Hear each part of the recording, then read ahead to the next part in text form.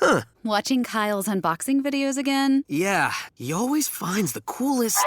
No way! A robot dog? Gotta ask where he got it. Or use your Samsung Galaxy S24 Ultra. Just draw a circle around the dog on your screen, and it shows you where to buy it right in the app. Oh, I just learned a new trick. And that for once, I beat Kyle to the next big thing. Circle it, find it with the new Galaxy S24 Ultra and circle the search with Google. Get yours now at Samsung.com. Internet connection required. Results may vary based on visuals. Because I've seen the other side of power. Yeah, it's a game that can't go on. It can break down any hour. I see the faces and I know them all. Welcome to 755 Forever. Hey, I'm David O'Brien, Braves writer at The Athletic. I'm with my co-host, as usual, Eric O'Flaherty. And what's going on, Eric? Nothing, man. Opening day.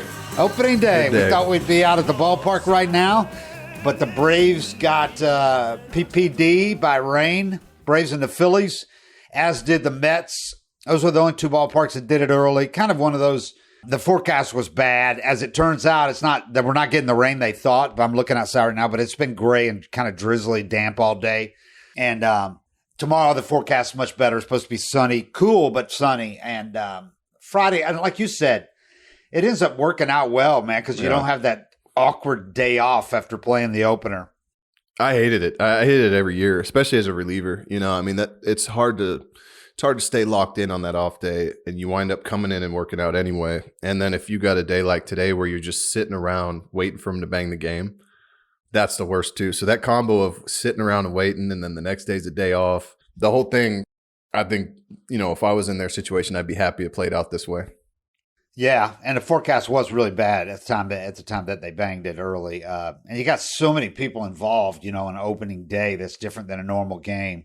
In addition to having 50,000 people out, whatever that place holds, it was going to be packed. So they do it this way, and you start on a Friday, play through the weekend, then you play 6 straight games where you have a day off at home. It works out well for Strider, too. It'll be on normal rest for his second start at the end of this road trip. Starts game 1 and 6, and he's not a guy that needs extra rest, obviously. So it should be good once they get going. And man, the matchup is epic. The first matchup with Wheeler to Strider, and then Nola and Fried. I mean, it's going to be a good series. It's going to be a fun series out at Philly because you know it's going to be loud out there with the Braves in town opening series.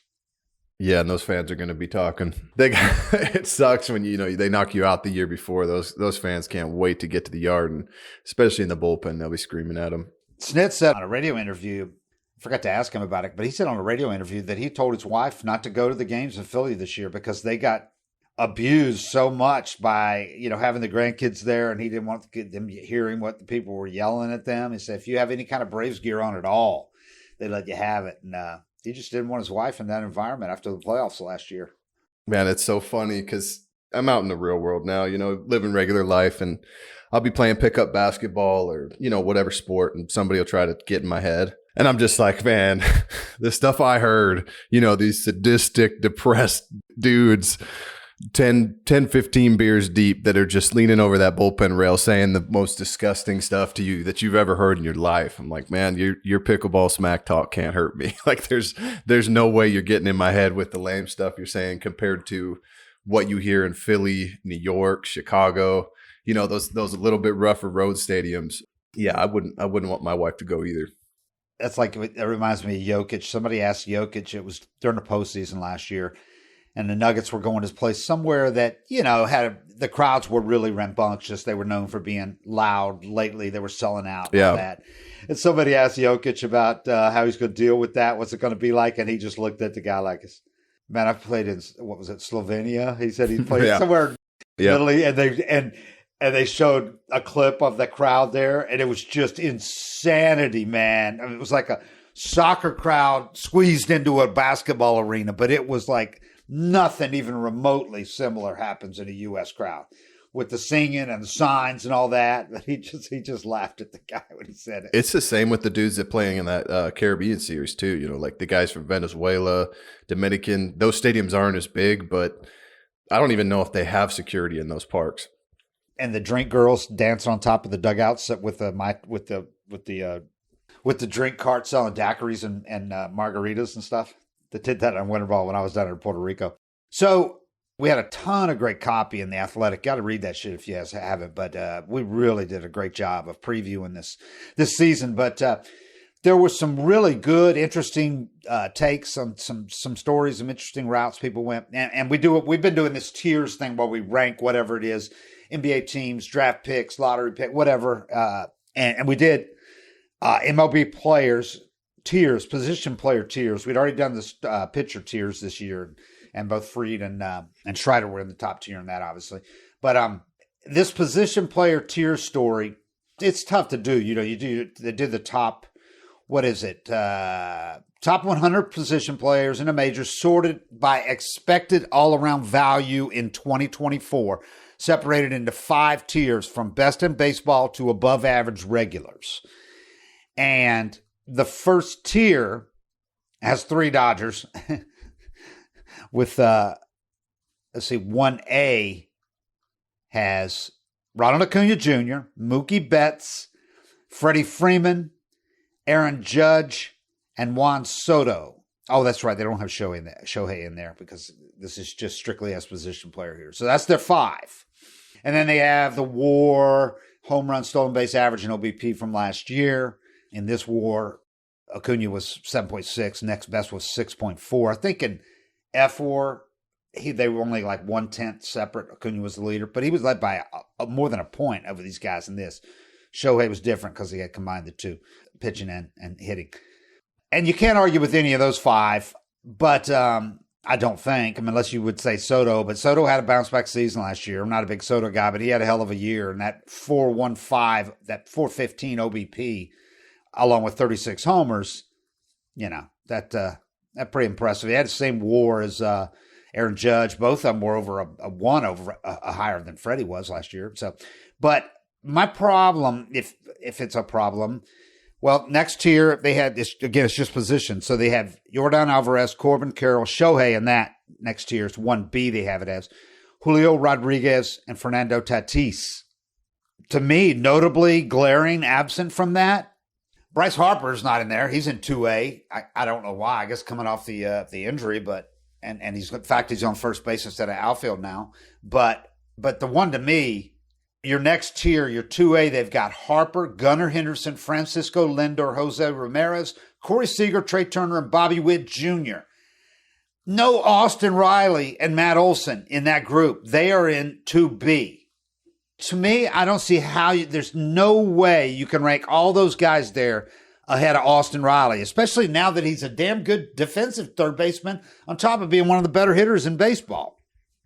Yeah, that's why I don't pay too much attention to that stuff. Yeah.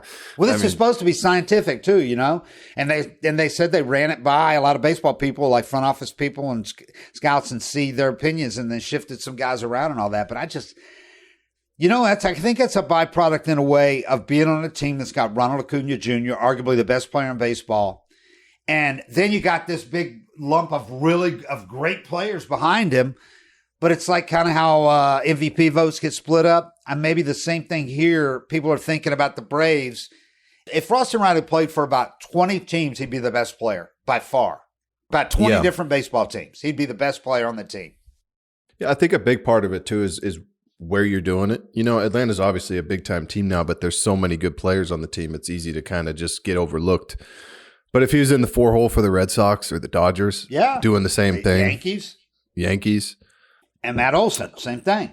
This stuff's too hard to do. It's too hard to get it right. Yeah, I know. And I don't mean to rip my colleagues because like I said, that's a really tough assignment. I mean, it's I know impossible. They spent a lot of time. It is because they played such desperate positions. There's so much different involved in playing first base than there is, in catching and playing center field as opposed to shortstop. It's just really hard to do. Yeah. And then consider all the hitting on top of that. But along with defensive value and how much value to give stolen bases. Does that change now that the bases are bigger and all that? Anyway, they were in the next group. It was 2B. Rafael Devers. It's still great players in this group too. Vlad Jr., Manny Machado, Matt Olson, Austin Riley, Adley Rutschman. You could argue he belongs in higher than that too. Adley Rutschman, Marcus Semien, Mike Trout, and Kyle Tucker.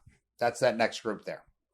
And notably absent from that one, once again, the dude that got the short shrift when the Shredder did the Ozzy. 2B rankings. Ozzy's in the tier 3. Yeah. Well, that's a step up from not being even being a top 10 second baseman. Yeah. You know, Jose Altuve's in there too, so that's not too bad. But it's nice to know that, you know, they did put a lot of effort into this thing, but that's part of why I don't pay too much attention to rankings and stuff, is because you never know how much effort they put into it or if they just threw it together, you know, man, like they did. Yeah. But if you forget Ozzy in your top 10 second baseman, oh yeah, your system's busted. I'm never looking at it again. And that was the computer generated one too. Yeah.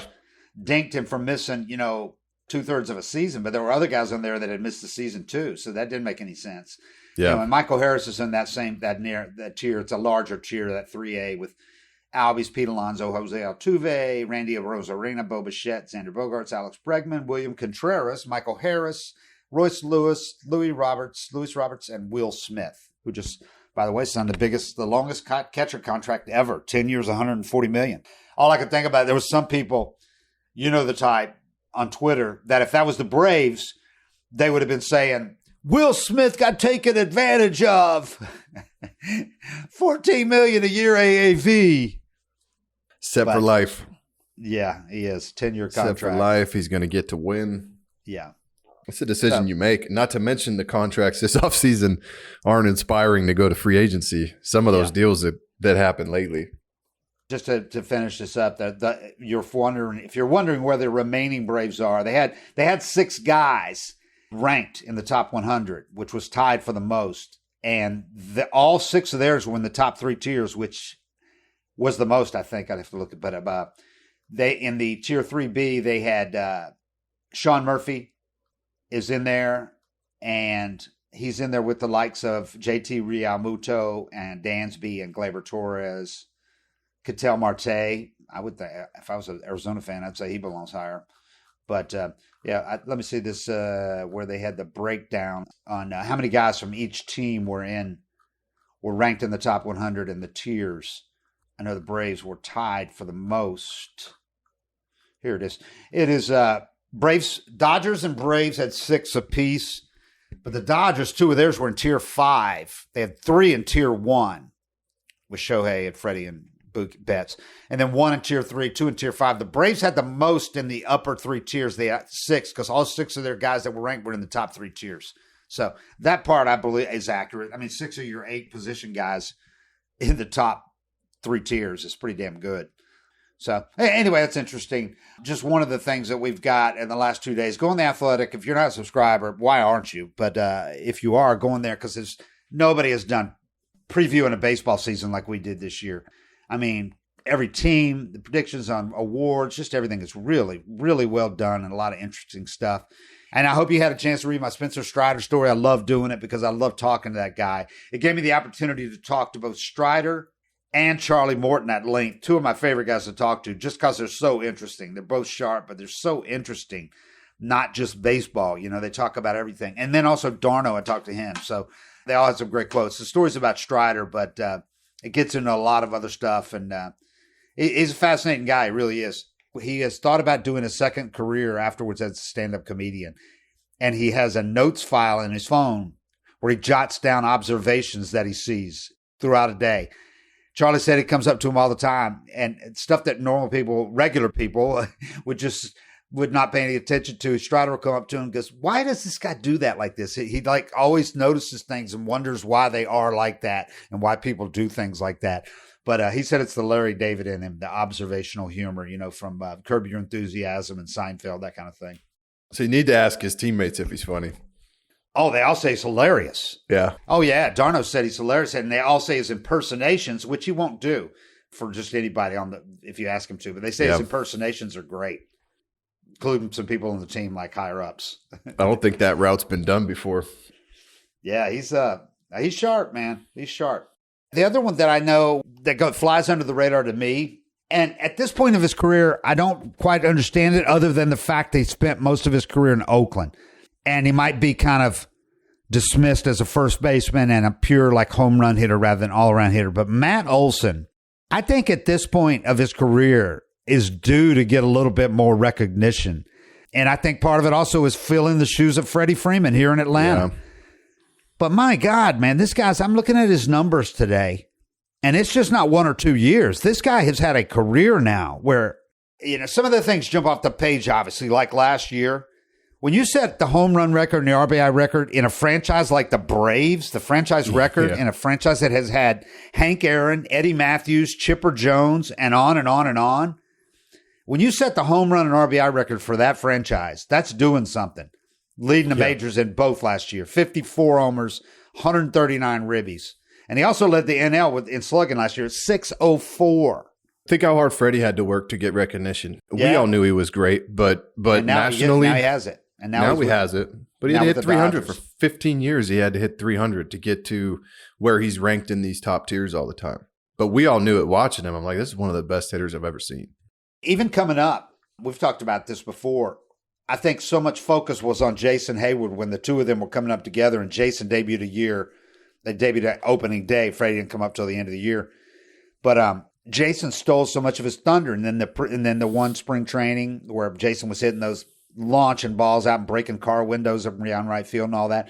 So we were all focused on, most people were focused on Jason over Freddie because Jason had all the tools, all the gifts.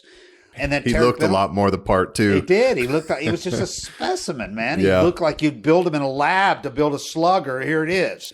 Freddie was a late bloomer looks wise, so it's like you're going to steer your attention to Jay Hay. And remember how Freddie had the baby fat like all over? That's what I mean. Face was baby fat. He's pale. He had a Barrett haircut. Pasty. He didn't have a stylist yet. He looks cool now. But yeah, I'll never forget Terry Pendleton said when the two were coming up, he goes, and Terry loves Jay Hay, but Terry said, you guys are focusing on the wrong one. He said, Freddie Freeman, that swing. That guy is a hitter. TP doesn't miss. No, he doesn't. He put his name on Acuña, Andrelton, Freddie. Each guy that he said, this is the one you need to watch, has turned into a stud. TP doesn't miss, and Chipper doesn't miss, or very rarely. Like, those two are about as good evaluating. I mean, I'll never forget when they told Chipper to go in the backfield and watch Austin Riley. This was 2 years before he debuted, and he came back from the backfield at the Disney and told us, he goes, that kid's got light tower power. And we were like, we got to keep an eye on Austin Riley. He said Yelich was going to win an MVP, and this was in like Yelich's first or second season. I remember hearing him say that and just being like, because I'd faced Yelich a few times, and every time a stud lefty gets up to the big leagues, now you're facing really good lefties consistently. They're kind of an easy out, and they have to make that adjustment. But I looked at him like, he's skinny. I know he's got a great swing, but I don't see him ever being an MVP. Yeah. Sure enough, I don't know what year it was, but he wins an MVP, and I'm just like, man, I didn't see that at all. And Chipper knew it right away. He just blew up. I mean, I was like you. He had the skinny arms. You thought, oh, he's a really good player, but he's not going to be like a superstar. And then he just blew up that MVP year. So, yeah, it's when you got an eye for it, you got an eye for it. If you had not been to our site yet, 755forever.com, go there. We got tons of merchandise available on there. And you can click on the store button. Once you get to the homepage, click store. It's got all this stuff. Got some cool shirts, hats, that kind of thing. And also, if you're interested in sponsoring, we got a couple of great sponsors. Our coffee sponsorship, Van Gogh, starts next show. And the coffee is really good, by the way. I had some. He's up in Raleigh, up in the North Carolina, in the Research Triangle area. And the coffee is really good. If you're interested in sponsoring the show, though, the podcast, please reach out to our producer, Tim Shovers, at 755foreverpodcast@gmail.com. 755foreverpodcast@gmail.com. Begin a conversation with him. Get cash for clothes at Plato's Closet in North Charleston and West Ashley. It's so easy. Recycle, earn cash, repeat. We pay cash on the spot for your trendy, gently used clothing, shoes, and accessories. At Plato's Closet, we buy all seasons, all day, every day. It's time to clean out your closet and cash in. Bring in your denim, graphic tees, athletic wear, shoes, handbags, and more. Sell your styles to Plato's Closet for cash. Then, do it again. Plato's Closet, located in West Ashley on Sam Rittenberg Boulevard and North Charleston on Rivers Avenue. Matt Olson, and not to belabor this point, but before we get started again, just to set the stage on what Matt Olson is, because I really do not think he is fully appreciated by people who don't watch him every day. And then he also goes through stretches where he strikes out a ton, he slumps, and people are like, okay, now he's back to normal. But the numbers at the end of the year, at the end of the month, are there. And you're like, holy shit, when's this guy? He's piling up numbers. And last year, he added the hitting with runners in scoring position. He was up there with Freddie last year doing that, the slugging. I mean, he was outrageous with runners in scoring position. But let's just check these numbers out. I mentioned the club records last year, 54, 139, and also 604 slugging percentage led the NL. Beyond that, consider what he's done now since his rookie year in 2017 with Oakland. He burst on the scene. He had 24 homers, 45 ribbies, and a 1.003 OPS in 59 games. He had 24 homers, 45 RBIs, and 189 bats as a rookie, but he did it with Oakland. So he finished fourth in Rookie of the Year ballot despite playing 59 games. Had a 1,003 OPS. Okay. Beginning that year, though, he has 230 homers, 615 RBIs with a 352 OBP, 524 slugging, and a 137 OPS plus, which is really a good stat for him because he played so many games in Oakland, that huge ballpark. So his OPS plus looks better than his OPS, which is right. It should. That's in 888 games over 7 seasons. Okay, 2 of those shortened seasons, the one when he came up and only played 60 games, 59 games as a rookie, and the the COVID season. So 2 of them are shortened. So let's do by average of 162, which is relevant because he plays every day. But this guy averages. He has averaged 42 homers and 112 ribbies per 162 games in his 7th-year span since his rookie year. 42 and 112 average per 162. He's played all 162 games in 3 of the past 5 full seasons. All 162. And he played all 60 games in the pandemic season. So he also plays every day like Freddie, even more. Yep. He's Ryan Howard. he's got like prime Ryan Howard numbers. Yeah, those numbers, man. He's got 2 Gold Gloves. I know people that watch him in Atlanta go, yeah, we haven't seen that, but he played much better defense last year. He had some careless mistakes or balls that bounced off his glove, but he's got 2 Gold Gloves. He's a damn good defensive player. 2 All-Star appearances, 2 top 10 MVP finishes, including 4th that year with the 4th last year when his stats would have won him a Silver Slugger award as the best hitting first baseman. Yet he finished behind Freddie in the MVP balloting. Those numbers last year would win him an MVP in a lot of years. Definitely top 2 in most years.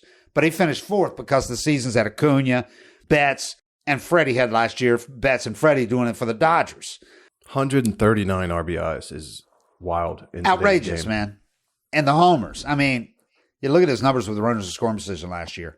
So Mookie and Freddie, rightfully so, get a ton of publicity playing for the Dodgers. And I think that's why you could have gone either way with Freddie and Olson, but it's just kind of the coincidence that it's the 2 of them, and he replaced Freddie here. Brian McCann said last week on the show that he thinks Freddie's the best hitter in baseball right now, and I would probably agree. I certainly would not argue with him. Brian McCann knows hitting better than I do. I think he's at least top 3, and Olson's not in that category yet. I think you're talking about, when you say that, though, I think Freddie's the most skilled hitter in baseball. And doubles. You can have your stats and your metrics and all this stuff that says who's the most valuable.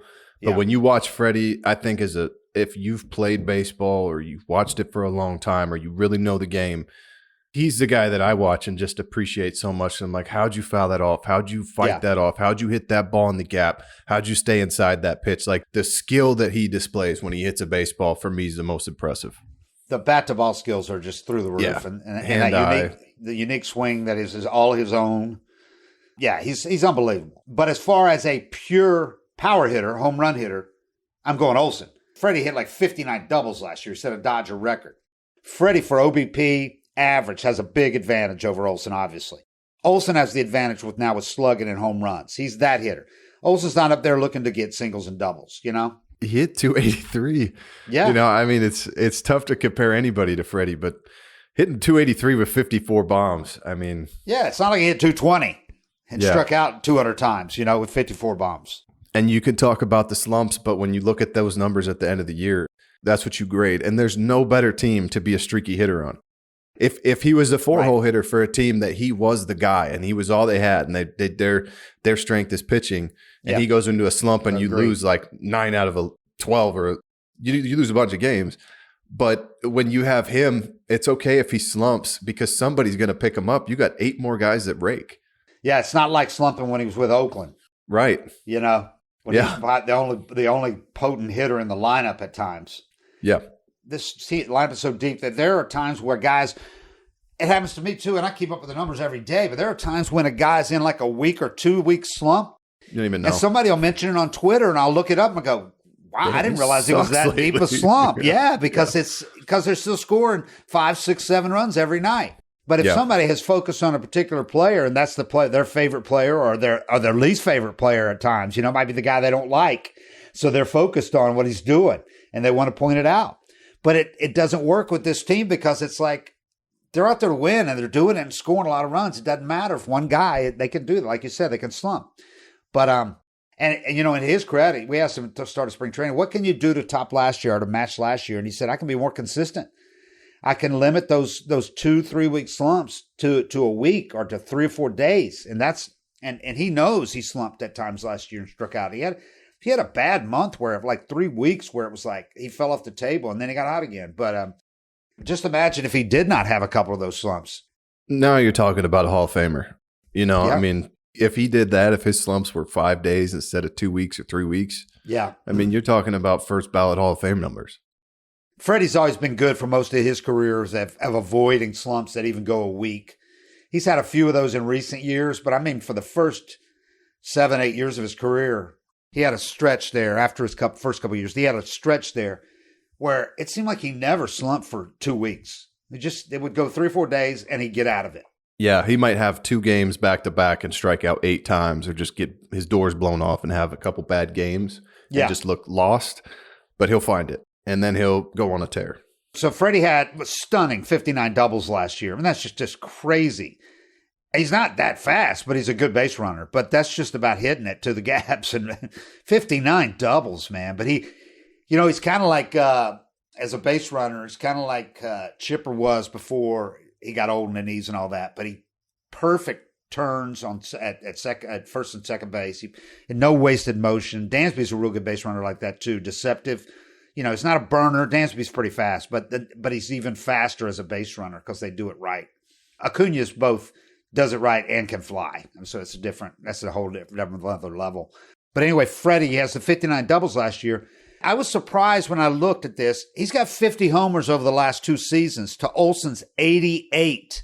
Freeman has 202 RBIs playing for the Dodgers the last 2 seasons. I know he hits higher in the order, but Olson hits pretty high too.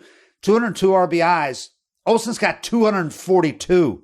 I mean, and he's got Acuña, but he has Mookie Betts. So that's 40 more RBIs and 38 more home runs. They didn't lose much, not signing him. I mean, if like we talked about when it happened, if they were going to let the guy go. The one guy that could have done it. The one guy you could have replaced him with in baseball that most people would say, all right, we could see how this works. They got him. And that's coming from 2 guys who love Freddie Freeman. I mean, I couldn't have more respect for Freddie Freeman. And he's going to couldn't believe they didn't sign him back. And he's going to be, and he's going to be a first ballot Hall of Famer too. Yeah. Yeah, and then as far as advanced analytics, as great as Freddie's 161 OPS plus was last year, his career high, by the way, Olson had a 162 last year. So, I mean, over the past 3 seasons, I look at this. Freddie has a 151 OPS plus, which is insane. Olson's at 145, though. Also insane. I mean, you're talking elite of elite with both of these guys. And Freddie's got the clear advantage, average OBP doubles, and he's always been great with runners in scoring position, but so was Olson last year. Olson's the better pure power hitter, arguably the best home run hitter in the game right now. Olson. You could argue that Polar Bear, but look at last year, Olson blew him out of the water. A Shohei, who knows? I mean, both of them are RBI machines. And, I mean, when you look at the contract that Olson signed, $22 million a year it tops out as. When you consider what he got, he's going to turn 30, by the way. He gets to play on opening day. He turns 30 on opening day now that it was delayed for a day. Freddie will be 35 in September. Given a team-friendly deal that Olson's on, tops out at $22 million every season through 2029 with a $20 million club option in 2030. I mean, the Braves would not be at fault if they thought they're better off long-term with Olson. Well, they obviously did. That is what they thought. Right.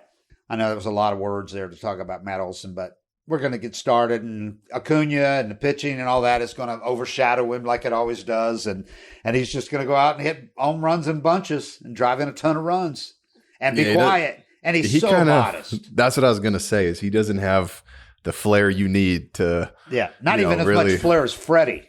Right. Yeah, you got to have a lot, especially on this team when there's that many good players. If you want to stand out, you got to have some kind of signature bat flip or something. That's what the people want these days. But yeah. Just going about your work and doing your job. I mean, I respect the hell out of it, but it definitely doesn't, it doesn't get you on the highlights. It doesn't get you on Sports Center. As Freddie's gotten older and got a stylist, as you said, and went to L.A., and I think his wife brought him out some with the clothes and all that. Not that he's flashy or anything, but he does a lot of interviews and all that. Freddie doesn't mind being interviewed. He likes talking. Matt Olson doesn't get interviewed much. He doesn't want to be interviewed much. He loves, you can talk to him, it's great one-on-one, but he just doesn't like the camera. He just does. This guy is the most modest and unassuming dude. He really is. He's a good dude. I mean, the Braves could not have they're going to have a stretch here of almost 2 decades with Freddie Freeman and Matt Olson as their first baseman. That's pretty damn good. Another thing that we had in there that I really liked was the story that Jason Stark did on the magic numbers in baseball. And it's exhaustive because Jason writes long, but if you got time to read it, it's so entertaining. And some of the stuff he comes up with, I don't know how he comes up with all the numbers he does, but he has great stuff in here.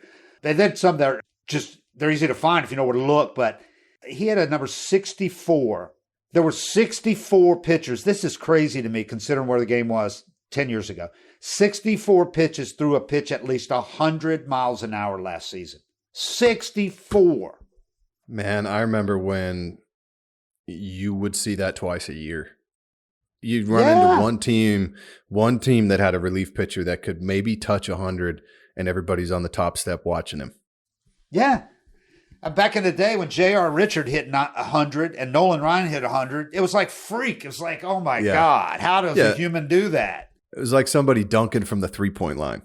It wasn't possible to do that. And now you got 64 guys doing that. Yes. It's like you'd have an occasional closer that would get it up there. It was like, oh my God, he just hit 100. Yeah. 64. So that means you've got the average is over 2 per team that can throw 100. He had there 2 teams that had 5 pitchers who hit 100 miles per hour last year.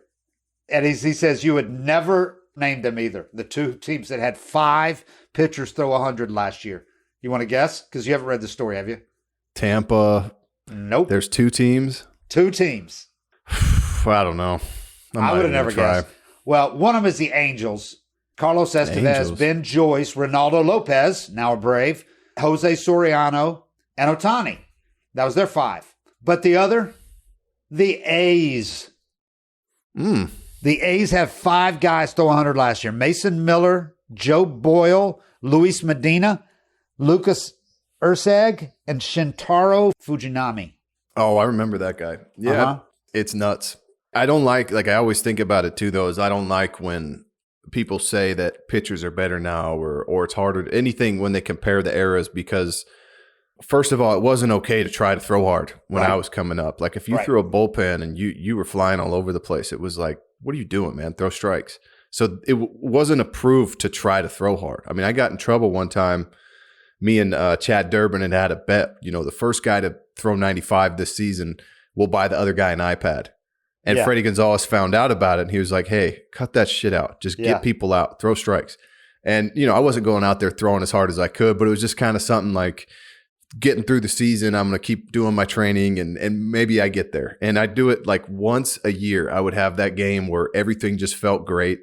And I'd be like, all right, if I get 0-2 on a hitter, I'm going to go fastball away and throw as hard as I can about 10 inches off the plate and just burn a pitch, but see what I can get on the gun. And that was so frowned upon to try to throw hard at any point. Now it's okay. Now it's perfectly fine. Plus you have all the training that these guys do. Yes. Imagine, I always think about Felix Hernandez. Felix, his workout was the most basic stuff ever. He didn't stress his body. The guy was born to throw 100 or 97. He sat 95 to 98 with no training.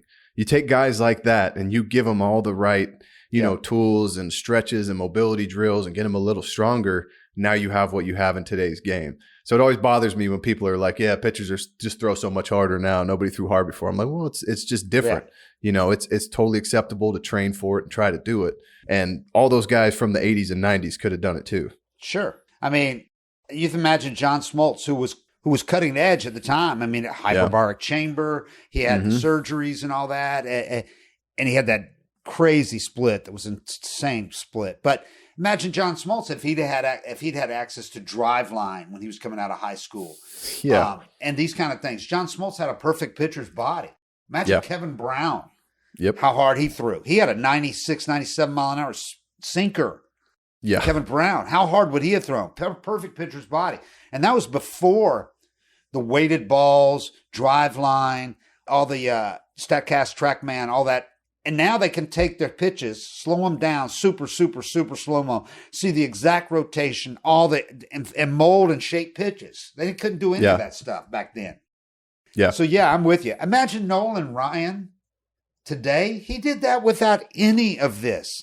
And with a different measurement. They said with today's calibration, with the way they measure the ball where it comes out of the hand instead of as it's coming toward the plate, there are estimates that he threw 104, 105. Back then. You pick up, so I think it is, the gun used to pick the ball up 5 or 10 feet out of your hand. So, I mean, the ball, you throw it, it immediately starts slowing down. Because when it crosses the plate, the ball's at like 80 or 75 or 80, whatever it is. Now, the technology is so good, it picks it up on release. And there used to be a pitch effects tool you could look up, was kind of like the cutting edge thing during my career. You could look up your pitch speed and then your release speed, because the pitch speed would register as 5 or 10 feet out of your hand and it'd be 91, 92. But I'd get on that, thing and see like, what's it coming out of my hand at? And it was always 2 miles an hour harder. So now that's what, when you see it on TV or you see the stats in the StatCast site or whatever it is, Brooks Baseball. Yeah. I don't know. Baseball Savant, I think, is the one with all Baseball the speeds Savant, on. That is out of the hand. Right. And you got to keep that in mind. I mean, it doesn't explain the plethora of 100-mile-an-hour throws. No, I mean, they're not gaining 7 miles an hour out of the hand. You're gaining a couple. I don't know, man. We've talked about this, and it's a two-edged sword because, I mean, the studies have shown clearly. You look at velocity, and every tick up, slugging percentage goes down. The harder you throw, the more it goes down. But at the same time, all the injuries are up, and it's a direct result of this, of max effort, throwing so hard.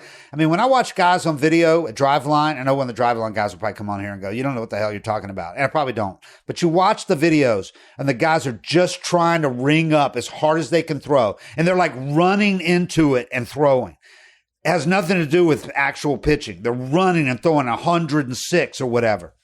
I'm just like, how can that be healthy? Because you know that it's on camera. The one where they got it up to 106, how many did they throw to get it there? And usually it's in the middle of the off season. Yeah. And they're throwing with the weighted balls, and I know that helps. I mean, I think that probably is a really good development. Strider was doing that since high school, by the way. He went to a dinky high school in Knoxville. I talked to him in the story. We talked about this. But his coach was really advanced. They only had 100 people in his graduating class, but it was a Christian school in Knoxville. And he had a coach that stayed on the cutting edge of everything. So they had weighted balls and all that before many high schools had them, but especially schools that size. So he's kind of had some advanced stuff since his high school years. I think they're fine. I do too. I think that they get results, obviously. I mean, all these guys that do the training and throw hard, I talk to high school kids now, and they'll talk to a college coach, and this kid can have great stats, but he's throwing 87. Yeah. They'll tell the kids, like, if you want to play D1, I have no interest in any pitcher that's not throwing 93, which is insane. Yeah. Because when I was in high school, if you threw 93, you were getting drafted high. Yeah. That was a big deal. Now, if you don't throw 93, if you're upper 80s, you might not even get to play college ball. So it's a tricky road to navigate for these kids because they have to do that training, but there's really not an emphasis on pitching at all. It's just, there's no Greg Maddux that's coming along right now. I mean, Kyle Hendricks, the only guy that's in the league that even has a chance, and right, and who knows if he even gets drafted today? And he's not a poor man's Greg Maddux. He's a poverty-stricken. Yeah. Homeless man's Greg Maddux. I mean, but Greg Maddux has said, he'd probably get drafted because of numbers, but he'd have such good numbers, strikeouts, and and just ERA, everything. But he wouldn't be drafted that high because his velocity was so much lower than these first-round picks, man. And as he pitched, the longer he pitched, the more he developed, the backdoor slider and all that stuff that he had. I mean, but yeah, there's not many guys focused on shaping pitches like his backdoor slider and location the way they used to. And on the other hand, they're not getting back then. If you could prove to an umpire that you could hit a spot like Glavine and Smoltz could, or Glavine and Maddox could, that umpire, as the game went on, gives you an inch, 2 inches. If you can hit where that glove is, he's going to give you that. Umpires aren't doing that now because they're graded on it. No. So you got to be in a strike zone or paint the corner, or be right off it. But you can't be one ball outside the zone and expect to get a strike called. No, it's got to be in that box. It's got to be on the plate. And that's for me the biggest reason why the game is where it's at, as far as if you make pitchers come into that box, if they have to be in there, your best odds in that zone, because it's a tiny zone if you think about it. It is. The guys are just really good at hitting it. But if you have to be in there, I don't either, because it takes away from guys that really can pitch and throw a lot more strikes. Like the Maddox and the Glavines, and there's plenty of others too. The location guys. Games take longer if you just bring in a dude throwing 100 and hope he throws 3 strikes before he throws 4 balls. But that's what the analytics said. This gives us the best chance. Nobody's hurting this guy throwing 100. If he walks 2 and strikes out 2 and gets a pop-up, it's a 0. But like when I got called up, my first 3 years, well, probably my first 7 years in the game, same side. So lefty-lefty or righty-righty, fastball away. You got 4 inches off the plate if you hit the glove, and it was a strike every time. Hitters didn't complain. Nobody said anything. It was just known that fastball down and away, that the glove doesn't move, you're getting it every time. And now you watch pitchers do that. It's a ball every time. You never get that call. Yeah. So, I mean, it is where we are, and it's not going to just change overnight. Nope. I mean, the NFL is the only league that makes rules like overnight. They all of a sudden can't tackle like that. If you could do that in Major League Baseball without going to the union and without everything taking forever, they've made a few changes, but they've all been good ones, I think, like the pitch clock. But stuff like to get back to that kind of style of pitching, I don't see it happening. So as a result, guys used to look at Tommy John as kind of career threatening and all that. Now they almost take it as it's going to happen to me at some point. If it happens in high school, get it out of the way, then it probably won't happen again, hopefully until late in my career. But guys look at it as just part of the process now, getting hurt. I mean, Tommy John and having it, but a guy like Greg Maddox never had it. Tom Glavine never had it. Smoltz didn't have it till late, and he threw hard for back then. Yeah, it's just a lot of innings. Those guys were throwing 230 innings, man. And I don't think you can throw 230 innings of 98-mile-an-hour pitches. No way. That's so much stress on your body. Effort. You can't do it. You got to come out in 5 or 6 innings now. And that's another reason why, I don't like people from this era talking shit about a past era. But at the same time, if you're a guy that pitched in the 80s and 90s and you're telling these pitchers they should be throwing 220 innings, it's like, well, you know why you were getting away with throwing 93? Because you didn't have to catch the plate. Throwing 89 to 91, you could live off the plate and make hitters expand the zone and get those strikes. So comparing any era, I think is a waste of time. But it is. That's the game now, is you have to throw it in that box that you see on TV. We did an anonymous survey, so I won't talk, obviously, who said what, but that'll come out pretty soon, I think, in The Athletic. But one of the questions was, what problem do you have with older players complaining about today's game? What specific? And a lot of guys mentioned how many of them, broadcasters and that kind of thing, say pitchers can't pitch today. And the current players say they forget how hard the game is and how much it's changed, but how hard it is to pitch in today's game. That was really the only complaint guys have, is that guys kind of forget how hard a game is because it's different now. And the ones that say pitchers don't know how to pitch now. Yeah. Well, I would have to be a different person. I'd have to go to Driveline, or I'd have to train differently. I'd have to throw hard. I'd have to have a different pitch. I'd have to throw 4 seams up in the zone. But what I did in my era was great, but it wouldn't. I don't think it'd translate to now. I'd have to find a way to get some more velocity because the zone is smaller. Talking about injuries, another one of these numbers from Jason Story. Last year, on the injured list tracker that Spot Track has, teams paid $973 million to players not to play baseball last year because they were on the IL. That's almost $1 billion. And how about this one? According to Spot Track, $594.4 million of that $973 million went to pitchers on the injured list. $600 million. And then we saw that number. Like right now, the top 7 pitchers, 6 of them were open the season on the IL, and one of them retired. Strasburg retired because of injuries. Those are the highest paid pitchers in the game right now.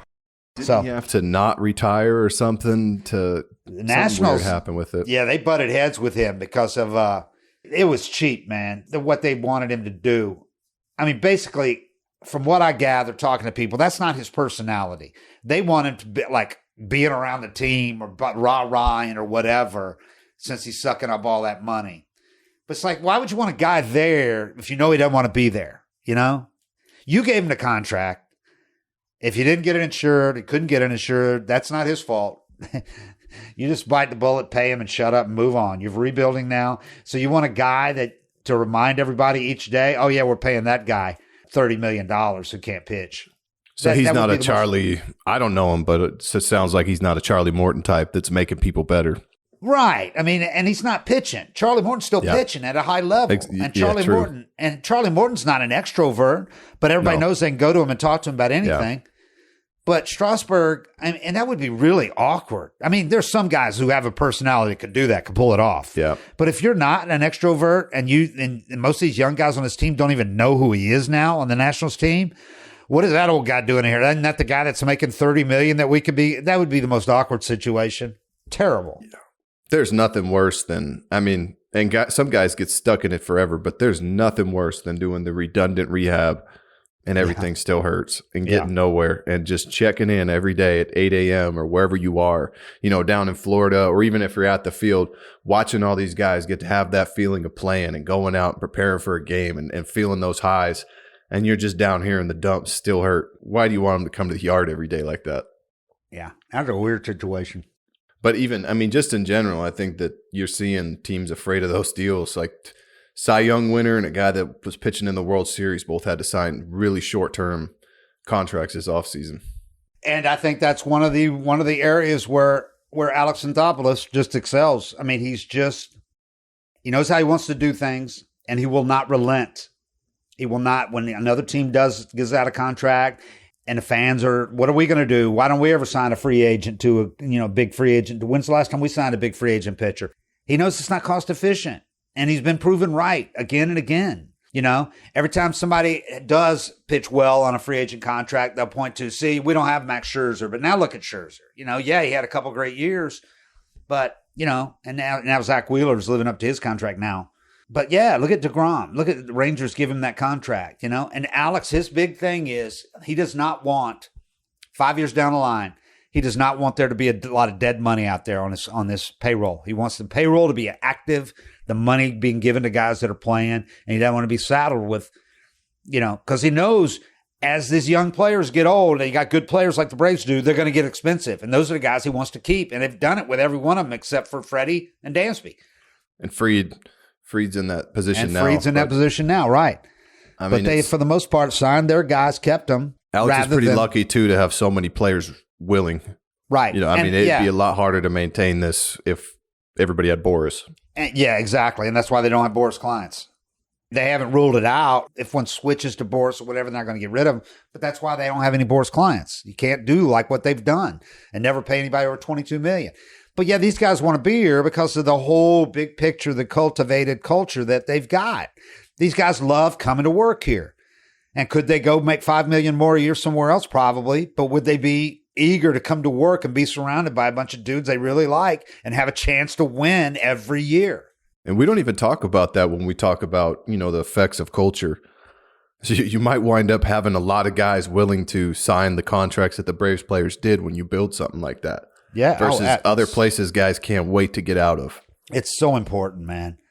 I mean, it's so important. You talk to these guys, you just see them. You see them in the clubhouse. You don't see, and I've been in clubhouses before where teams were breaking up the team with the Marlins, that kind of thing, where it's just a really bad atmosphere. And, you know, you're not winning, and it's only some matter of time before this guy gets traded. The Braves have the antithesis of that. These guys, you look in a clubhouse, they're all smiling each day and having fun with each other. And if they're not, they're not unhappy. None of them. They're just, they want to be there. And in baseball, that's so much more important than other sports. so much more because you play every day. You spend every day together. Football. Yeah, I mean, half your off days are on a plane, and you're always together. You see them more than your family. In football, you can get along with 2 or 3 guys hating each other. You're playing a game once a week.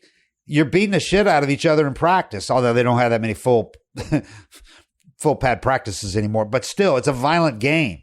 You know, you don't have to like everybody on the team in football. You might not even be friends with guys in other positions that practice separate, across the field or all that. Baseball's different, man. They're in the clubhouse together, talking on the planes and all that. I mean, it helps when they really like each other.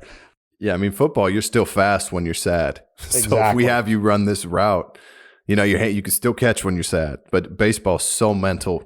Confidence and your energy matters so much in baseball that, I mean, we've talked about it a million times, but it was such a game changer for me to come to Atlanta and be around guys and have that support of a team. Everybody wants to stay there. And that's why they sign those contracts, because you look at it and you're like, yeah, I could get another 20 or 30 on free agency 6 years down the road, or I could just be set for life in a great organization today.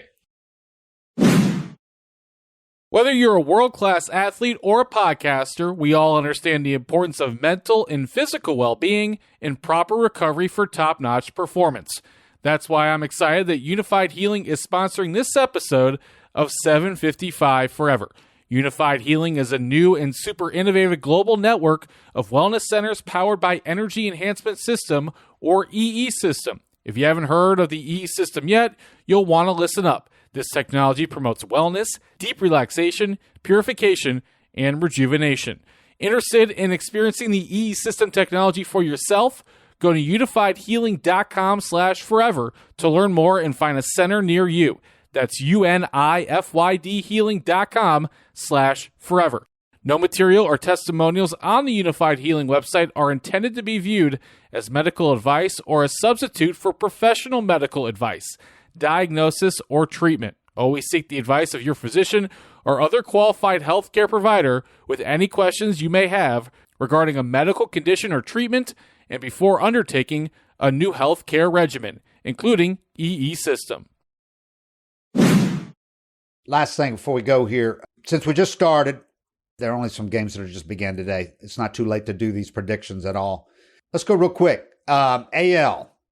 I'm going to go in the AL East, going Baltimore, absolutely. Central, I'll go Twins. West, Astros for sure. I'm not going to worry about the wild card stuff. Pennant. I think the Mariners, with their pitching and the way they, second half last year, Julio Rodriguez and all those guys played, got going again. I think the Mariners can, I don't know, it's hard to pick against the Orioles, but I'm going to do it. I'm going to go Mariners as the surprising AL pennant winner. You'd have a lot of happy fans out here. That would be a shocker, wouldn't it? Yeah.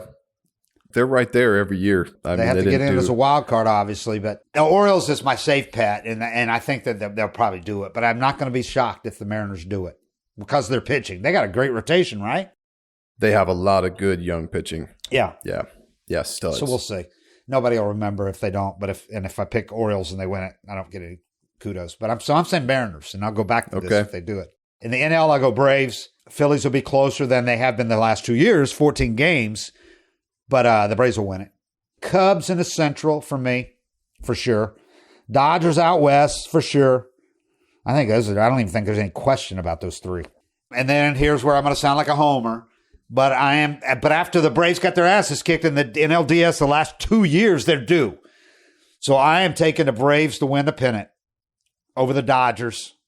And then I am taking the Braves, and I have not picked them to win the World Series, I don't think, in the last couple of years, because they won it in 21. So I don't want to, because not many people win two in that span. But I'm picking the Braves to win the World Series. I think if they stay healthy, reasonably healthy, they've got enough depth now, the rotation, they fix that problem. And Chris Sale, man, if he just pitches anywhere near what he did in spring training, even if he has goes in the IL in the middle of the season, as long as he pitches like that in the postseason. Yeah, a lot's going to swing on him. With Strider and Fried, and I think Charlie's still got plenty left. I think that they line up so well in a postseason compared to the last two NLDS when they've had all the pitching woes. So that's how I'm going. What about you? I mean, I pretty much picked everything I would. Except Mariners. Houston Twins. I'm not taking the Mariners. They got some bad juju out here. It is. Yeah, Baltimore, Minnesota. Houston wins that division every year. Atlanta, I mean, Milwaukee got rid of Burns, so Chicago, and nobody's messing with the Dodgers. And I got to pick the Braves. You know, I mean, that's my team. World Series, I go Braves, Orioles. That'd be cool. It's probably the way it'll go. Yeah, it'll be interesting to see Arizona, too. They could surprise some people, too. They did last year. Yeah. That's what's tricky. I had a buddy talking to me like, who do you think would go to the World Series or the favorites and all this? And I'm like, you know what, man? They're letting so many teams in now.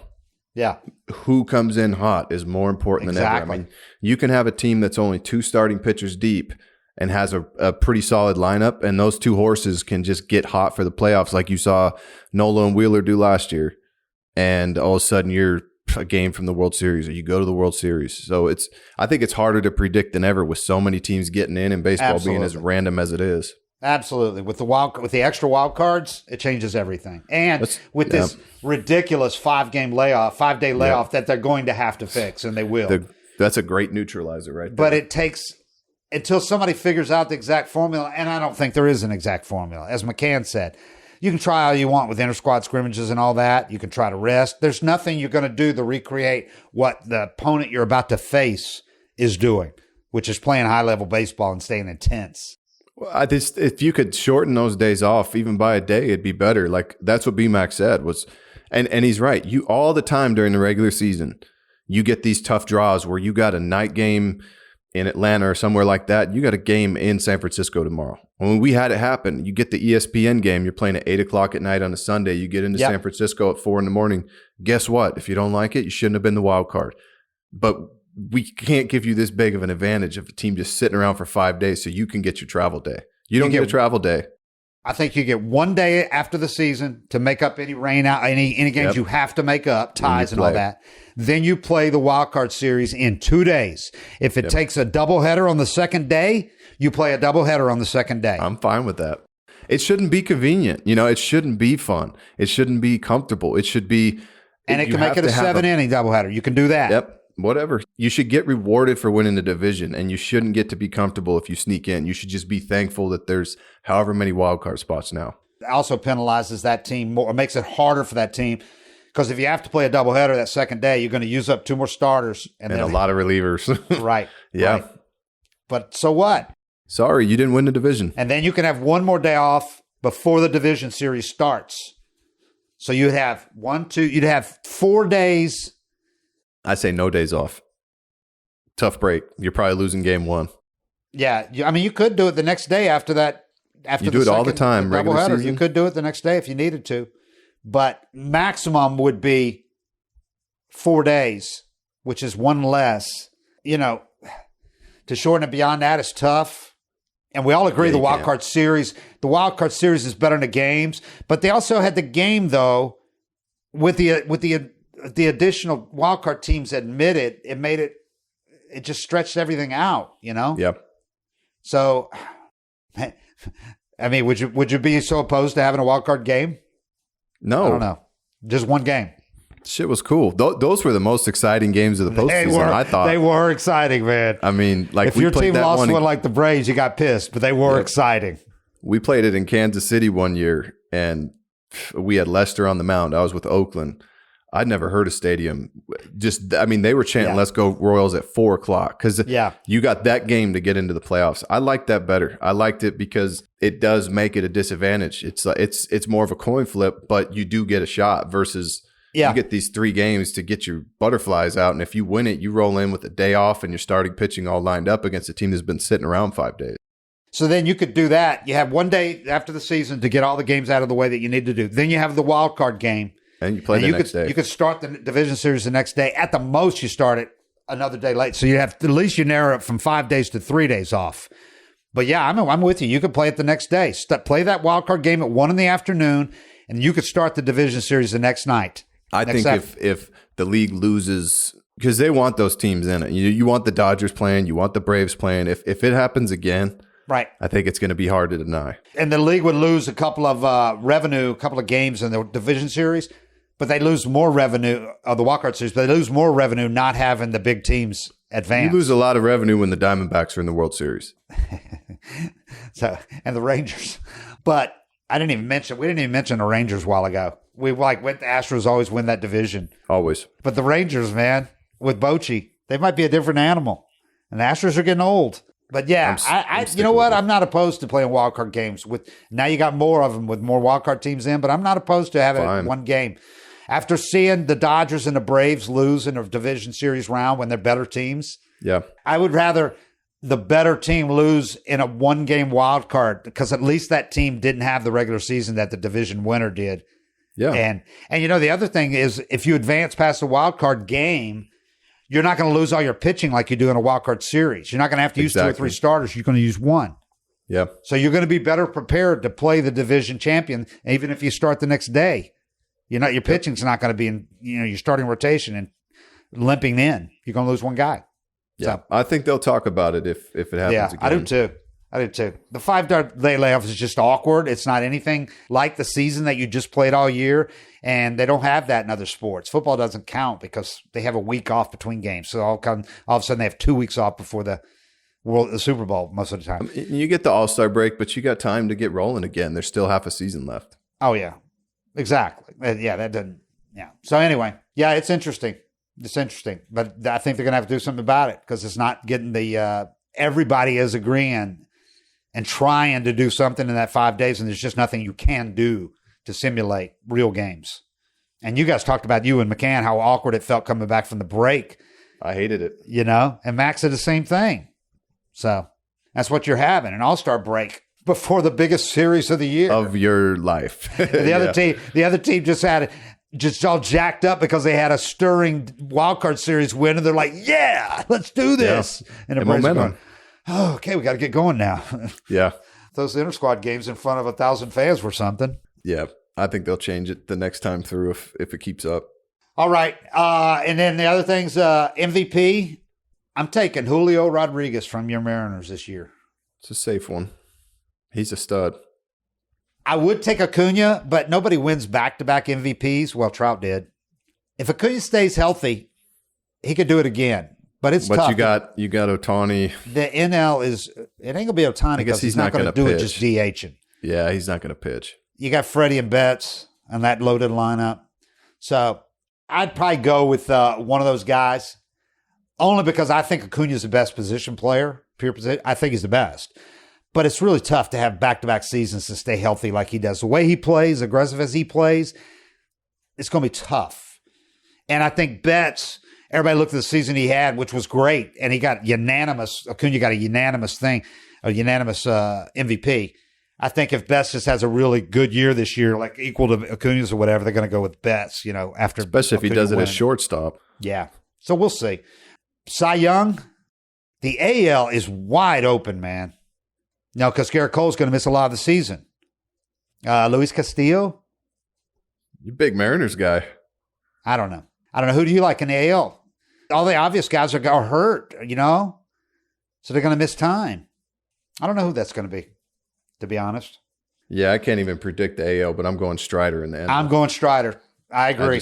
Especially if that curveball has any value. I think he'll find a way not to give up those 4 spots and 5 spots this year. And it was only a couple of games last year. I don't think it's close. When the season's over, I think he has 300 strikeouts or something crazy. You throw out about 2 or 3 innings last year from 2 or 3 different games. Yeah. And his ERA is a half run lower, and he wins the Cy Young last year. Yep. Because all the other numbers were his. I think he does that. And that's the beauty of having that curveball or more pitches to go with. Yeah. It's more options, like my fastball sucks today. And how much is it going to throw the hitters off if he throws 4 curveballs in a row? This is an opportunity for him to learn how to get out of those slumps, having more tools to do it. It's real, man. I'm telling you, dude. It is absolutely real. That curveball is real. Yeah, he's special. He's just a completely special guy. Yeah, I don't know. You know what? I'm going to go Kevin Gausman. With the split? How about that? Look at his strikeout numbers last year. I'm going to go Kevin Gossman. So there you go. Kevin Gossman could be a guy. Yeah. Or one of those Orioles. I don't know. I'm going Kevin Gossman, though. Well, Corbin Burns, man, that's who I'm going with. He went to the Orioles. Yeah. I'll go with him.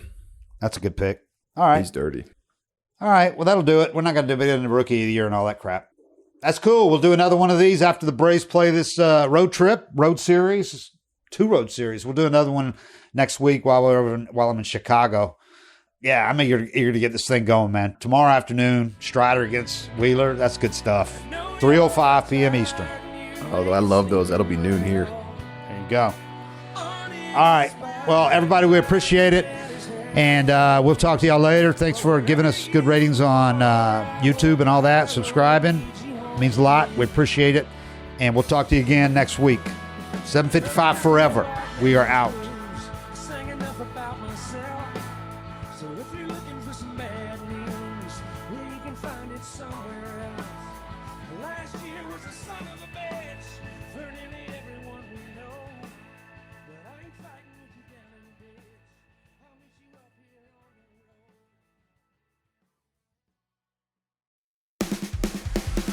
Hello and welcome to the all-new Football Vision podcast. My name is Phil Costa and I will be your host as we aim to add yet another show to your weekly routine. We're set on covering all the best stories from European football and beyond, with insight, opinions, and hopefully some laughs from experts who simply know their subjects best. You can find us in all the usual places, and we've got some great guests in the pipeline, so do stick around for the ride.